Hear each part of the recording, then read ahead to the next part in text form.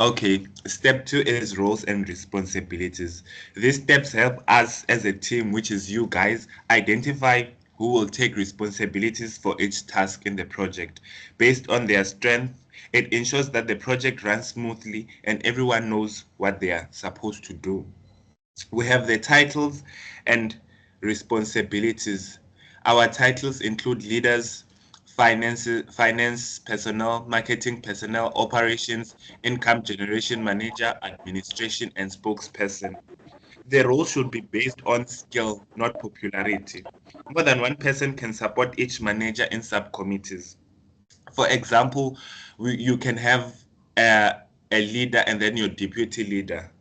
After going through the roles, you do a team member analysis. A team member analysis explains how you chose your that particular person, for example, to become the leader, because in your team member analysis, you match strength and weaknesses to the role. For example, Vukosi is good at maths, he could be a treasurer, and he is weak in speaking, maybe not a spokesperson.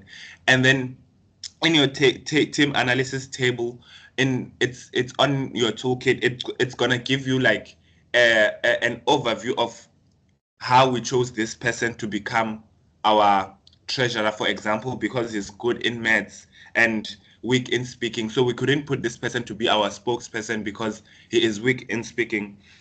And this is how we choose people based on what they are good at, but also help them improve in areas where they are not confident. After the team member analysis, you assign the roles to the person.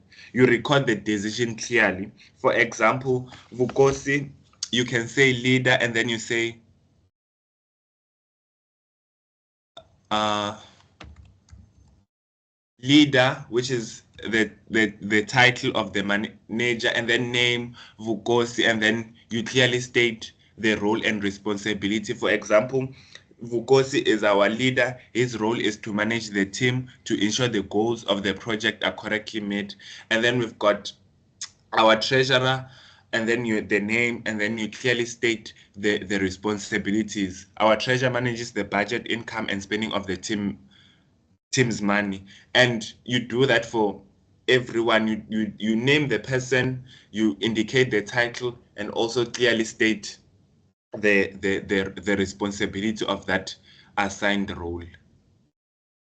And then after that, spend time compiling a team management plan. A team management plan, you will see that it's also gonna link in step 7, which includes what needs to be done, who's going to do it, what is needed, and the due date. For example, today we're hosting the national workshop. That what needs to be done, who is going to do it, the YCAP support team members, what is needed from us. We have to explain the toolkit to you guys, and when is the due date. The due date is today, the 7th of May 2025.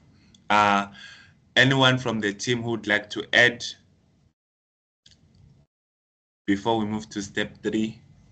Thank you very much, Vukosi. On my side, I'm clear. Obviously, in the toolkit, you'll see the actual table, that it's laid out in a table format. It's a bit difficult on PowerPoint, but that's why this is just a summary. So don't take this PowerPoint as the toolkit. This is the summary of the toolkit. But I think everything is covered. Thank you so much, Vukosi.